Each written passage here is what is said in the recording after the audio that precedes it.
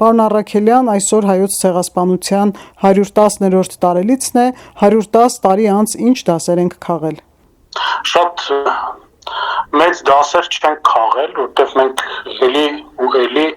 կանգնում ենք նույն փոცხի վրա ժամանակ առ ժամանակ եւ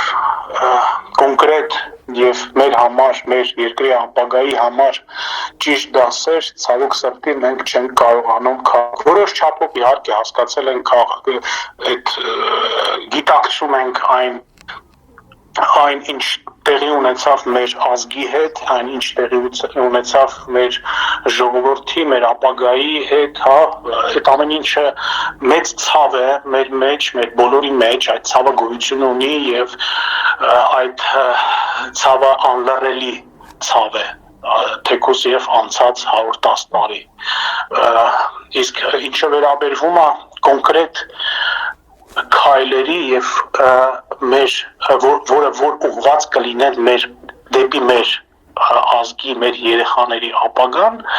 ապա ես ցավոք սրտի պետք է արձանագրեմ, որ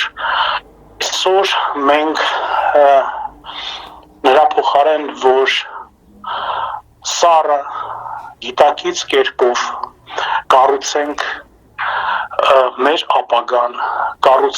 մեր պետությունը, հզորացնենք մեր պետությունն ու մեր բանակը, կարողանանք պաշտպանունակ լինել ապագայում, որպեսզի նման բաներ, ինչը տեղի ունեցավ 110 տարի առաջ, էլ երբեք մեր ժողովրդի հետ տեղի չունենա, մենք դրա փոխարեն մենք ինչ-որ իմ կարծիքով մենք տրվում ենք ինչ-որ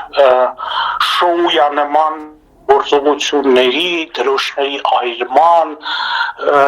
գիտեք, ես այսօր երեկոյան դիտում էի այդ ջայրով այդ երթը ու չգիտեմ,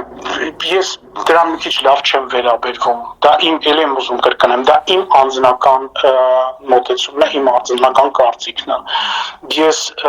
գտնում եմ, որ դա առաջին հերթին սգի օր է եւ այդ օրը մենք պետքա փորձենք վերագիտակցենք մեր առաջին հերթին այսօրվա եւ օրը եւ փորձենք ինչ-որ կերպ ել եմ ասում սառը գլխով կառուցենք մեր ապագան եւ այն գործողությունները անենք, որ այսօր մեզ օդի եւ ջրի նման անհրաժեշտ են։ Խոսքս ասենք գնում է նույն Հայաստանի եւ Թուրքիայի սահմանի բացման մասին, խոսքս գնում է այն բանի մասին, որ մեզ այսօր պետք է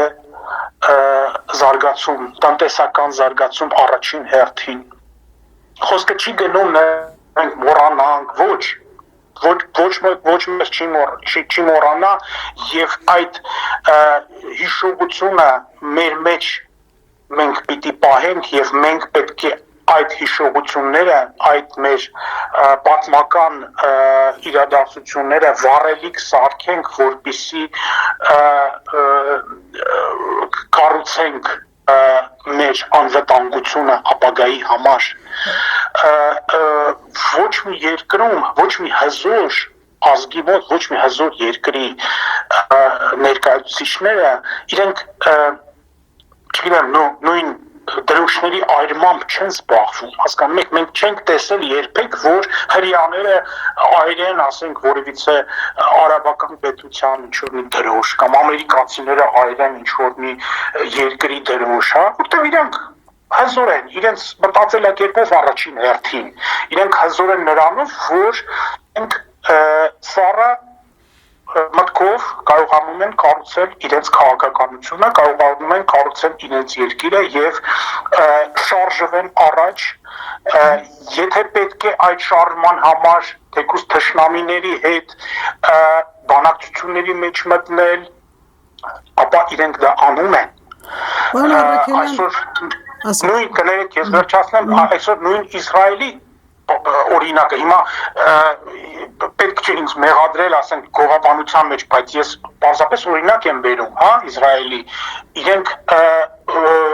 քանի սեղմ կապեր ունեն նույն Թուրքիայի հետ, նույն որոշ արաբական պետությունների հետ, իրենք համագործակցում են, թեպետ եւ իրենք շատ լավ հիշում են թե իրենց անցյալը, թե իրենց ներկան, թե հնարավոր ապագայի վտանգներն են կարողանում գիտակցել։ Ազգային ժողովի ընդդիմությունը ցեղասպանության թեմայով նախագիծ էր փորձում բերել ազգային ժողով եւ շահարկել թեման։ Ունի արդյոք ներքին թե արտաքին պատվիրատուներս ձեզ։ Գիտեք, արտաքին պատվիրատուներ հիմա Հայաստանում շատ են։ Ես հիմա չեմ ուզում կոնկրետ մատնանշել, բայց հսկայական քանակությամբ արդեն ինչ-որ ակցիաներ, շարժումներ, բաներ, որոնք որ ֆինանսավորվում են ուղղակիորեն Հայաստանում արտաքին երկրների կողմից, ես կոնկրետ կարող եմ ասեմ նույն Ռուսաստանի կողմից։ Եկեք պարզապես դիտարկենք, հա, ում է ձեռնտու, որպեսզի Հայաստանը չկարողանա բացել իր սահմանը նույն Թուրքիայի հետ, Ռուսաստանի։ Պետք չի իրենց դա, իրենց պետք չի, որ Հայաստանը ընդհանրապես հնարավորություն ստանա զարգացման, իրենց պետք է, որ Հայաստանը միշտ լինի շատ խղճացած, շատ տնտեսապես նվազ վիճակում, որպեսզի ռուս գործակալները այստեղ կարողանան հանգիստ իրենց գործունեությունը ծավալեն, այն ինչ որ հիմա եւ արվում է։ Եվ էլ եմ ասում, մենք պետք է կարողանանք մի քիչ ավելի սառով գիտակցենք եւ կառուցենք մեր գործունեությունը, մեր դիվանագիտական գործունեությունը, մեր ներքին քաղաքական գործունեությունը։ Մեր երկիրը այսօր շատ ծանր իրավիճակում է գտնվում առաջին հերթին եւ երկրորդ հերթին կանգնած է մի շատ լուրջ ընտրանու առջև այն խաչմերուկի, որը որ կորոշի մեր ազգի, մեր երկրի ընդհանրապես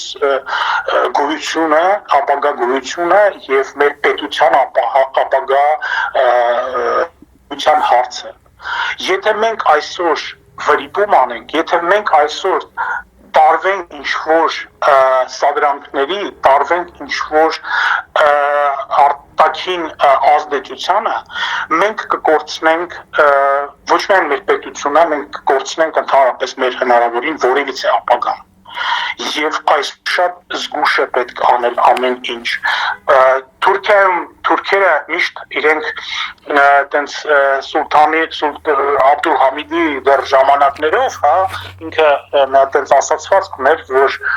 մենք միգուցե այդպիսի բանակ չունենք, ինչպես որ ունի Ռուսաստանը, միգուցե մենք այդպիսի չունենք այդպիսի նավատորմեր ինչպես Անգլիան, բայց մենք ունենք փափուկ բարձիկներ, որոնք որ կշարենք բոլորի գլխի տակ եւ մեր քաղաքականությունը առաջ կտանենք։ Մենք այդ հարցում հիմա մենք պետք է մի քիչ ավելի ճկուն լինենք, մենք պետք է հասկանանք, որ խաղաղասեղանին դրված է մեր ապագան, մեր երկրի, մեր ազգի ապագան։ Եվ յուրաքանչյուր քայլը սկսած դրոշից վերջացած ինչ-որ տարբեր ակցիաներով պետք է շատ զգուշ անցկացնել։ Ես ելի եմ ասում, ես խոսքս չի գնում նրա մասին, որ մենք մոռանանք, որ մենք հերքենք կամ ոչ, իհարկե ոչ, մենք չենք մոռանա, մենք երբեք չենք հերքի ոչ մի այն բաները, ինչ որ մեր հետ տեղի են ունեցել, նույն ցեղասպանությունը եւ ավելին ասեմ, ցեղասպանությունը մենակ 15 անցյալ դարի 15 թվականին չի տեղի ունեցել, ինքը տեղի ունենում շարունակ, մինչեւ այդ դրանից հետո տարբեր ինչ որ ջարդեր են եղել, բայց այդ ամեն ինչը մենք պետք է մեր մեջ պահենք եւ կարողանանք